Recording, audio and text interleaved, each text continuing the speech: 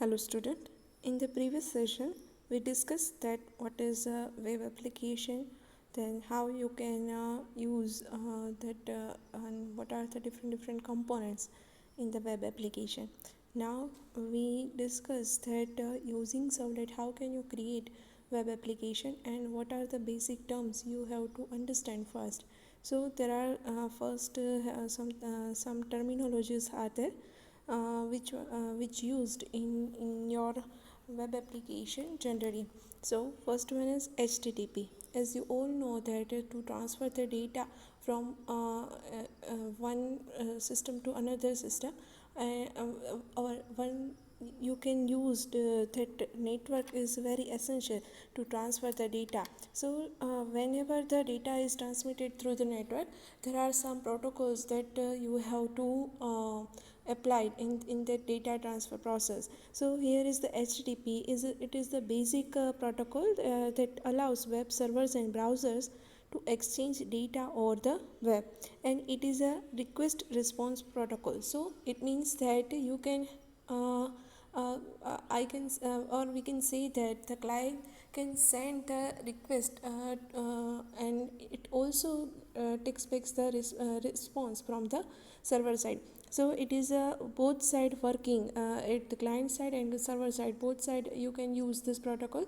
So it is a very general purpose protocol when the data transfer is done in the network.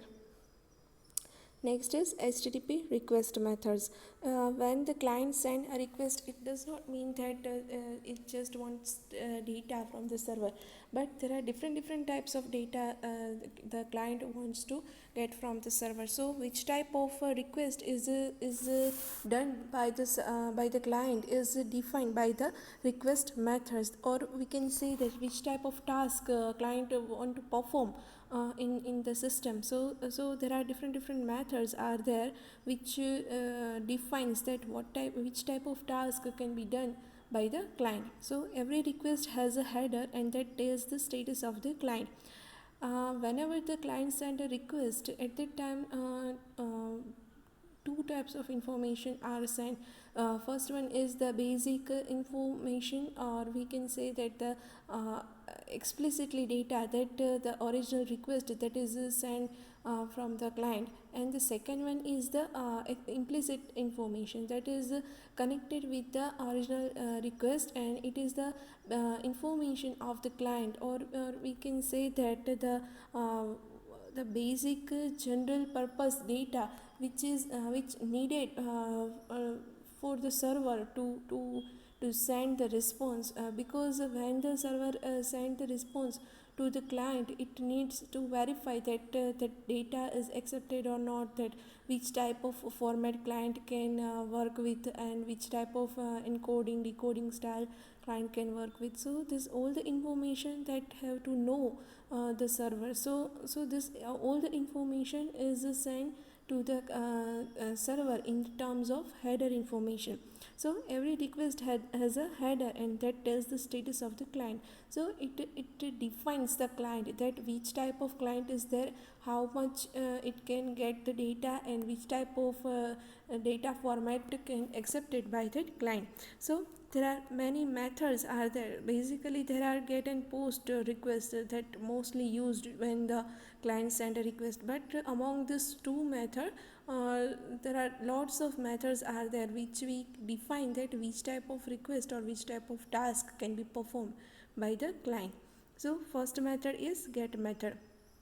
It asks to get the resource at the requested URL. It means that to fetch the data from the server, we generally use get method and post method.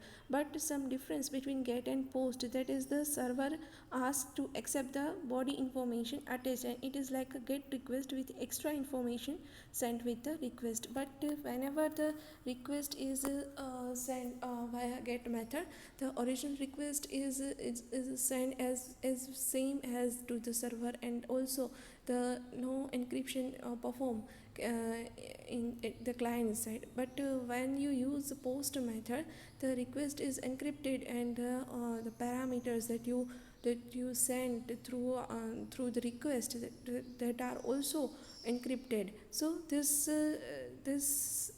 the difference between get and post. And some also difference that whenever you use get method, the parameter is shown. When you use post method, the parameter is hidden, or we can say that encrypted in form. And when you use get type of method, the data size or the request data size is precise. So you have to send limited information when you send the get request in the form of get. But when you use post request method, there is no data limit size. So there are different variation whenever you use get method or post method.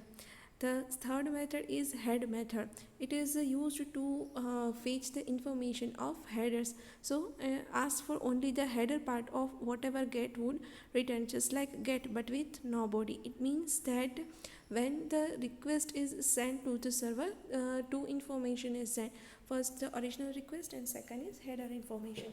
So whenever you want to fetch only header information, which along with the request, original request, then at that time you can use head method.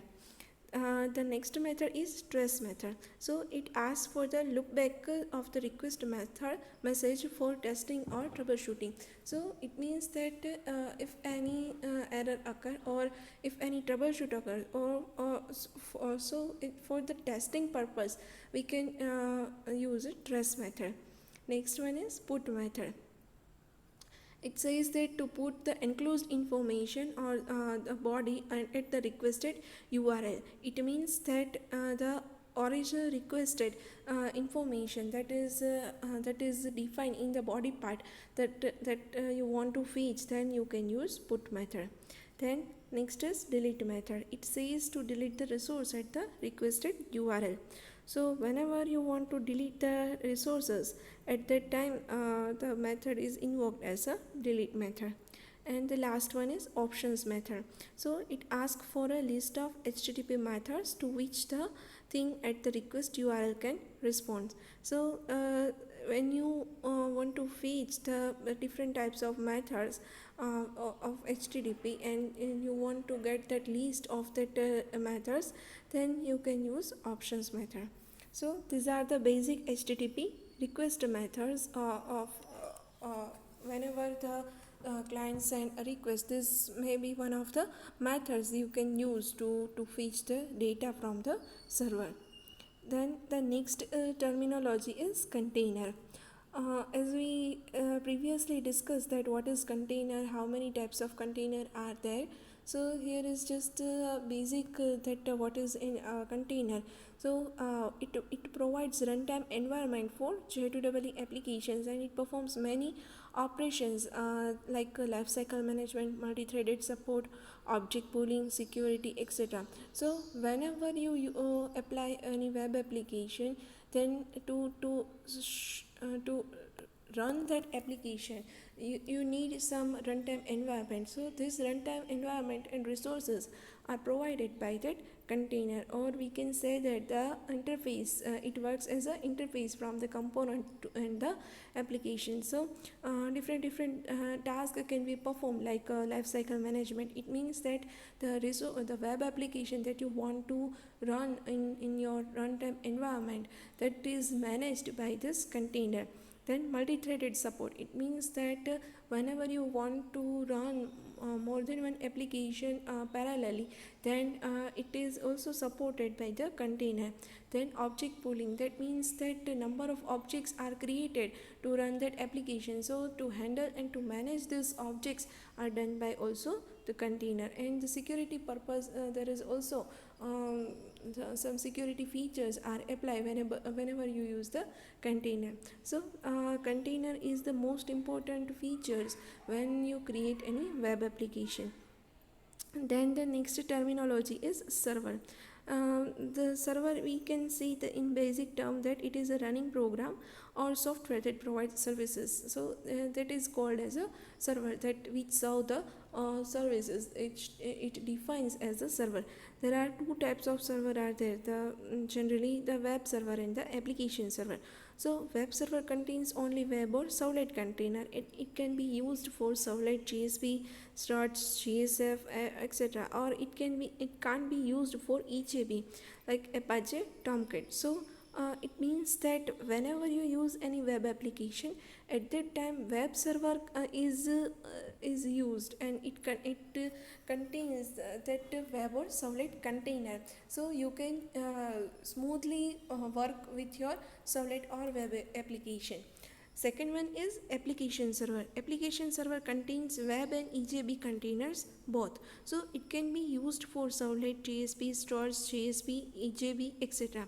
For example, WebLogic provided by Oracle, so it is more secure, and WebSphere provided by IBM. So these two are the examples that is the work as an application server. It means that you can perform both type of application, web application and also EJB application you can also perform when you use application server. The next is terminology is defined as content type. Content type is known as MIME. It means multi-purpose internet mail extension type. So it is a HTTP header that provides the description about what are you sending to the browser. So whenever you send a request to the server, at that time you have to specify the content type. That means that it defines that what type of formatted data you want to get from the server, and server also define that which type of data it can access, or it accept from the client side. So this is the most important features to define that which type of data you want to get from the server. So this all are the terminologies that these are basically used whenever you use any web application. Now we see that difference between GET and POST method. So whenever you use GET and POST method, it both just fetch the data from the server, but there are some differences are there. So first one, that when you use GET request, the limited amount of data can be sent because data is sent in header format. So as we previously discussed, that whenever you use GET method, the data size is limited because the header information alongside the data or requested data is transmitted through the network. So it can't allow any different request for the limited for the amount of data. When you use a post type of method, you using post method, you can send large amount of data, and it can be sent because data is sent in body, while in get method data is sent in header format.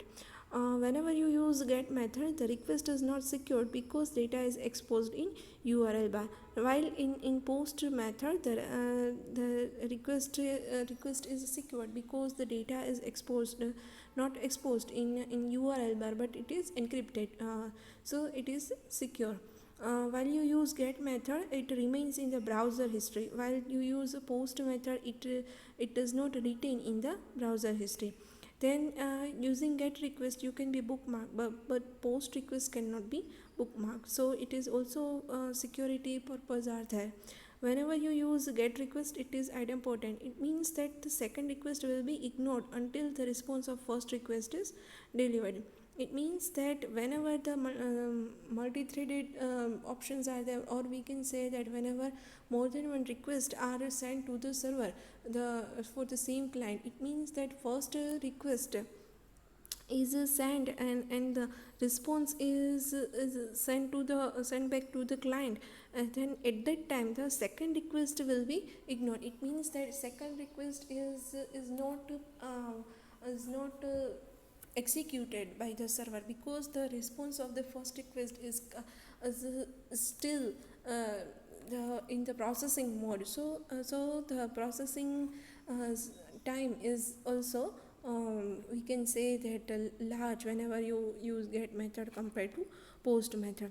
While post request is non-idempotent, it means that it ignore that the second request is also not ignored while when you execute your first request of the same client.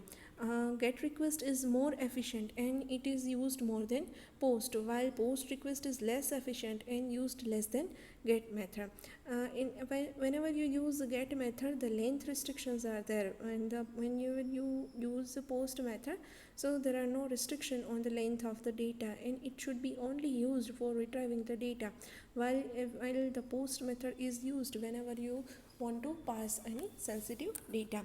So there are the difference between get or post method. Here is the structure of get request and post request. As you see there is a structure is there whenever the request is sent in as a get method, and whenever the request is sent as post method. So you see that whenever you call any GSP pages using get method, the structure is like a get request register dao.jsp name1 is equal to value1 and name2 is equal to value2. It means that in this URL the data is displayed like we see that for example, in this you see that the data is exposed in the URL bar. So name1 parameter and name2 is equal to value2 is displayed in the get request. So the data is not secure whenever you send request as a get format. Now the how the structure of the request header when the get request is passed. So here is the structure of get request. The get registered EO .jsp, then user is equal to Ravi and password is equal to Java, and then HTTP 1.1 is defined. So you see that here the first the method that which type of method you use whenever you send the request is defined. So first is defined the request method, then path of the source on the web server, the data which you want to feed, the path is defined. Then second thing is parameters that used for the server to that is sent to the server. So parameters to the server is defined, and the last one is protocol version that browser supports is defined in the request header format. So this is the basic request type is defined whenever you use get request method.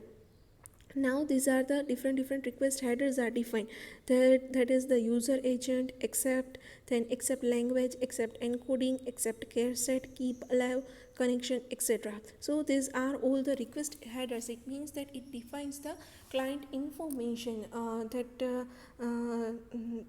like accept. It means in this accept there are different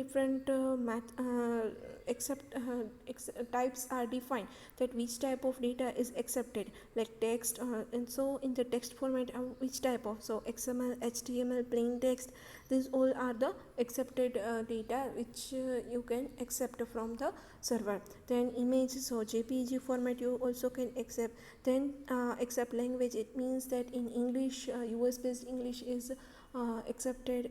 Then accept encoding, so which type of encoding style the client can used, so this accept character set, keep alive.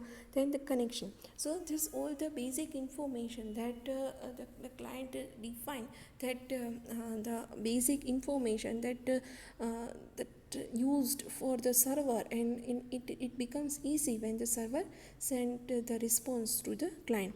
So this is the structure of get request, while in the post request there are some variations are there.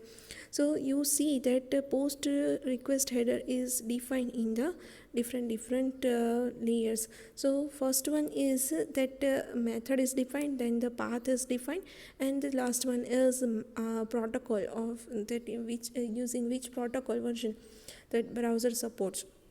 And then the host is defined, that how you can set the data, that which host is used, and name is also used. So the you can use that the string value or the parameter value is explicitly is included in the request method.